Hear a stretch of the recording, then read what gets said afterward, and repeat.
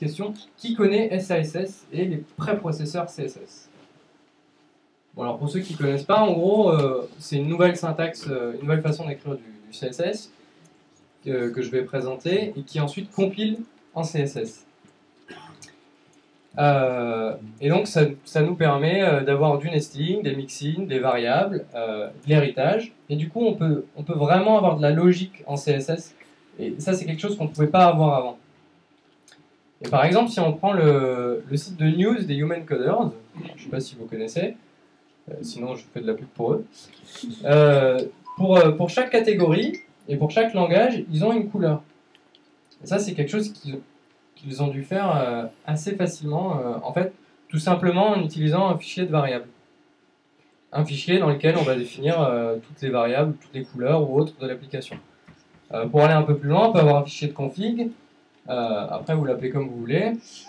Et vous...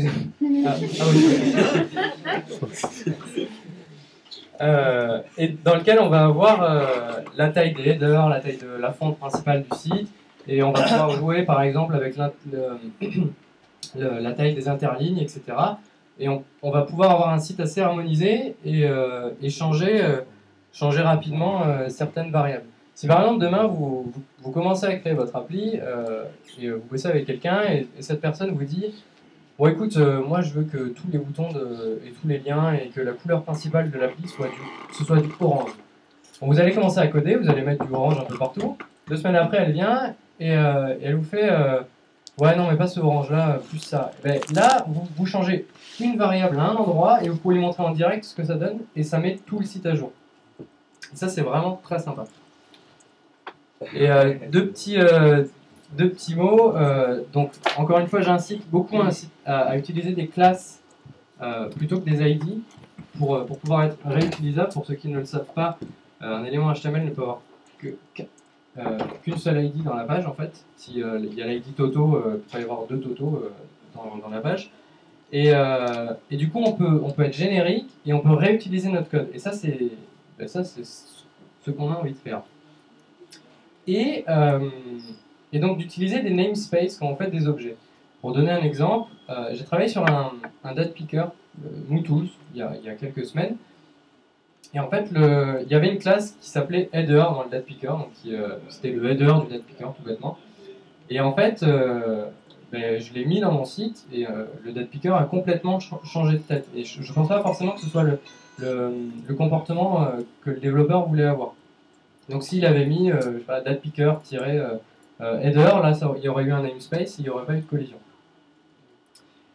Bon, une autre chose que fournit SAS, c'est le nesting.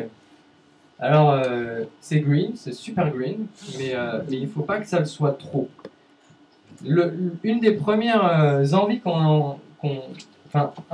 une des premières envies qu'on a quand on a le nesting en SASS, c'est ce que j'ai eu et je pense que d'autres personnes partagent ça, c'est qu'on a envie d'imiter la structure de notre HTML. Alors c'est super, du coup on comprend mieux comment le HTML et le CSS sont faits, mais là il faut réussir à penser plus en objet et réussir à décomposer ce qu'on fait. Et en fait pourquoi c'est mal? Parce que quand le préprocesseur compile le SASS ou le CSS, ça nous donne un truc comme ça, et ça c'est super spécifique. Et si jamais on a envie de rajouter une classe à notre objet pour lui changer la couleur ou autre, mais qui a été définie par un truc comme ça, c'est impossible. Et on n'a pas envie d'utiliser le bang important dans notre CSS parce que tout le monde sait que le CSS c'est mal. Et donc si on a vraiment envie d'imiter un peu la structure de HTML, je propose une solution que j'ai vue justement dans UX CSS qui est assez élégante et qui permet justement de retrouver un peu la structure. Voilà, du coup la question c'est comment est-ce que j'organise mes fichiers CSS avec tout ça. Donc on pense objet, on écrit dans plein de fichiers différents, etc. Donc, je vais d'abord vous dire comment on ne fait pas. Ça c'est quelque chose qu'on ne fait plus et qui j'espère ne sera plus jamais fait à l'avenir.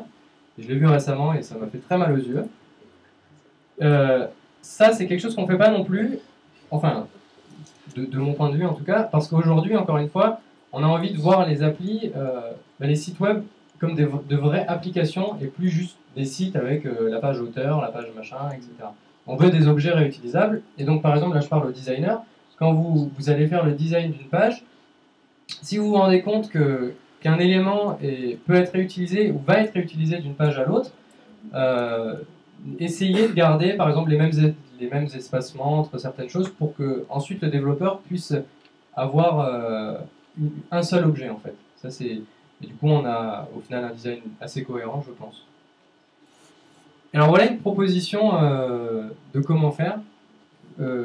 Donc on a un fichier SCSS dans lequel on importe tous nos partiaux. Donc un partiel ou un partiel, qu'est-ce que c'est? C'est un fichier avec un underscore dans lequel on va définir notre objet, mon nav, ma barre de navigation ou autre. Et donc on va tout importer au même endroit et ça va nous faire un seul fichier CSS, et ça c'est top. Et donc, on a les variables qu'on importe au tout début du fichier, et ensuite on décompose. Alors par exemple, on pourrait mettre tous les headings, les liens, ce genre de choses dans la base, en fait. Ça va être le style de base de l'application. Les mixins, les partiaux généraux, type mixin, reset, des helpers, des trucs qui vont vous permettre de faire un text align right ou autre. Et ensuite, vos objets. Et donc là, en fait, j'ai oublié de changer, c'est la façon dont on fait Inuit CSS. Et donc, si vous utilisez ce framework, il suffit d'inclure le fichier Inuit CSS dans votre projet et c'est parti. Et c'est fini. Voilà quelques liens vers des présentations qui m'ont beaucoup inspiré, des gens qui sont vraiment très bons. Harry Roberts a fait Inuit CSS et c'est vraiment dément. Et Dale, j'ai fait une typo, désolé pour lui, Dale Sand fait de très très bonnes présentations aussi sur le SASS et sur la façon de gérer les composants dans son application. Il a une très bonne vision des choses, donc je vous invite fortement à aller consulter ses press si ça vous intéresse évidemment.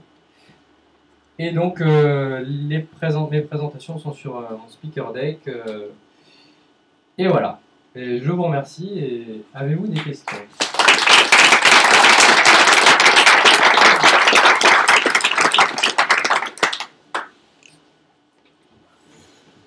Et si vous avez peut-être pas bon. J'ai une question par rapport à. Ouais. Par rapport au concours. Déjà des plateformes qui sont lancées il y a quelques temps, comme Learn ou Stitch, qu'est-ce que ça apporte en fait, on est basé, désolé, c'est pas sur la présentation, c'est que le concours comme Booking, en fait, va travailler avec des professionnels et pas des cours particuliers. Alors que Cup of Teach, par exemple, est plus basé sur des cours particuliers. Là, on va travailler avec la mairie de Paris, ce genre de choses. Voilà.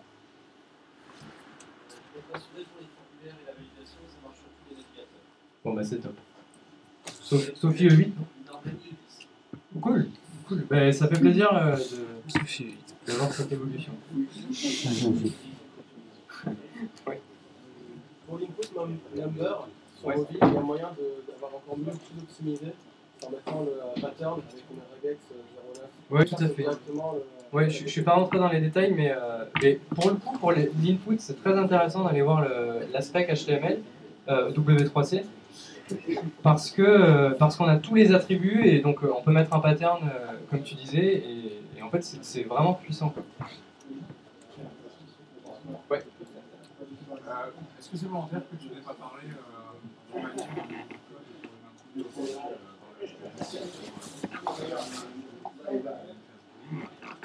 Ouais. Ouais.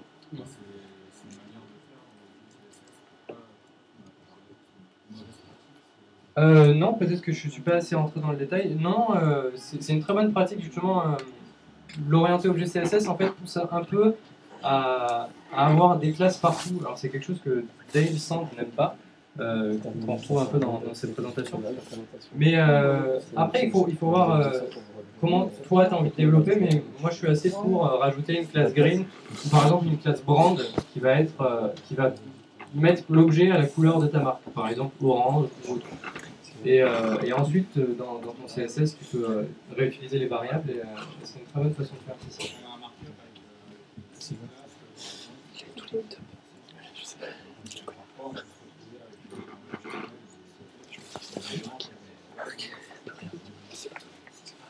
Et J'ai envie de poser une question. ouais, non, je pense pas que ce soit très grave, mais ouais, oui. Il va rien dire. Ouais. Parce qu'il est tout sur toutes les amendements mobiles, quelque chose, donc à chaque fois je me dis, il travaille dedans, et qui c'est.